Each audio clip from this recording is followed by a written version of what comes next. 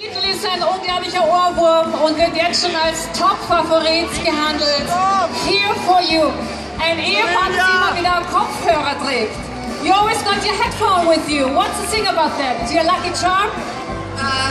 I think now they become our trademark, so that maybe somebody will recognize me. I have to wear it.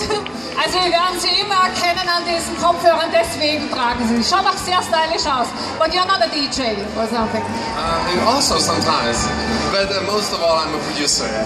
And Wien, es ist sehr schön hier. Dankeschön. Ah, du sprichst natürlich Deutsch, ja klar, Slowenien. Das muss sein. Euer Titel ist einer der Mitfavoriten. It's one of the favorite songs this year by the bookmakers. So how do you rate your winning chances? I would say we didn't came here for the result. We came here to give something to people. And if they feel what Marietka is feeling when singing that song, everything is possible. That's very good. Have a nice time here.